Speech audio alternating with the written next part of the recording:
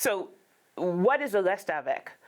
The point of my research is to take restavec out of the very narrow analysis of it as simply a product of colonialism and a product of slavery left over from the colonial era in Haiti. To take it out of that space. Now, what is it exactly? It is domestic labor in exchange for room, board, and education. And mostly it is relegated to children. Children are the ones who suffer the consequences of these kinds of informal institutions. My research makes the point that this is not the same thing as slavery. Slavery is a moral outrage. Slavery was dependent on a transaction, the documented transaction that was upheld by law. The restavec is not that. The restavec is most often a child who is maybe a niece, a nephew, an extended family member. Somebody was not able to afford being able to keep this child and had given it to a person with more financial means. And that child was supposed to give domestic labor in exchange for care. But oftentimes that child is abused.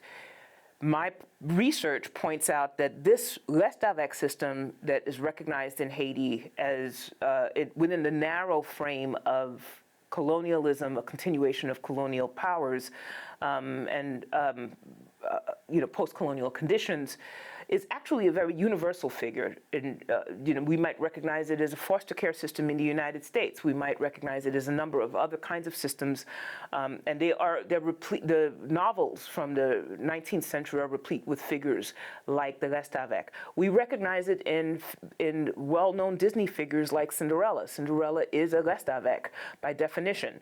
And so the point of my research is to suggest that in order for us to have effective interventions, we need to address the institution by way of those who are narrating it and those who are creating it and creating the systems that keep it alive.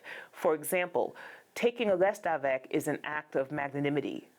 It's a taking on a child who is poor, who can't take care of himself, is an act of magnanimity, right, and benevolence on the part of the guardian. That's not the same as buying a slave. So the thing that narrates my guardianship of that child already puts the child at a disadvantage because I'm already perceived as a benevolent figure to the society. In order for us to have interventions, we need to crack into those narratives and change those narratives so that those narratives better reflect the conditions that those children are suffering.